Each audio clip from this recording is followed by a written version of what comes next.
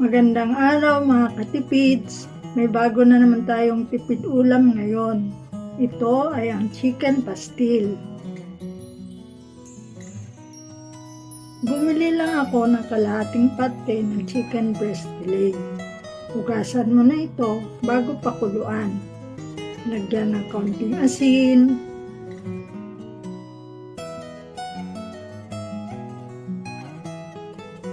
sibuyas, pamintang buo, at pampalasa. Nasa sa inyo kung anong pampalasa ang ilalagay ninyo. Pakuluan ito hanggang sa maluto ang manok. Kapag luto na ang manok, hanguin ito at palamigin.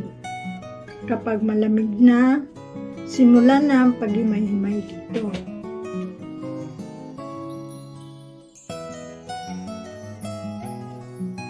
Kapag natapos na ang paghimay ng manok, simulan na ang paggisa.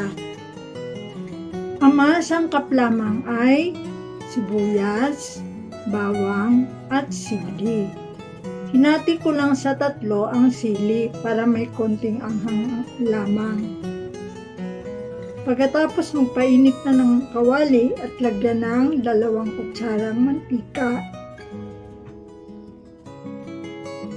Pag mainit ng mantika, gisa ng bawang, ang sibuyas, at ang sili.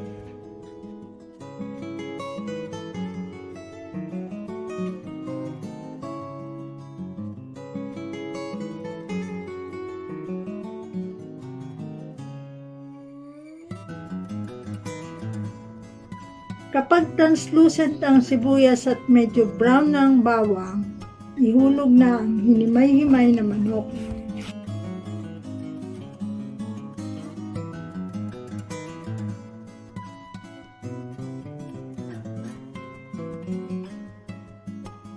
Lagyan ng 1/8 measuring cup ng toyo at lagyan na rin ito ng 1 kutsarang oyster sauce. Pero optional lang ito ha. Nasa sa inyo na yan kung gusto nyo lagyan. Pagkatapos ay halu-haluin.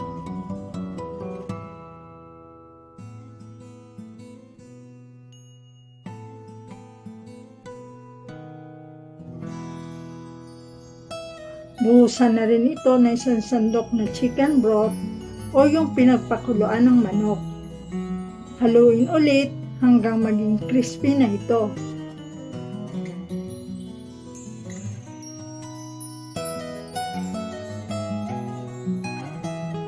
Ito na ang nalutong chicken pastil.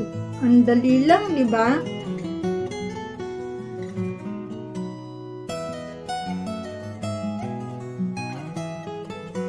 Kain tayo! Kung nagustuhan nyo ang tipid ulam tips natin ngayon, mag-like, share, and subscribe na rin kayo. Paalam!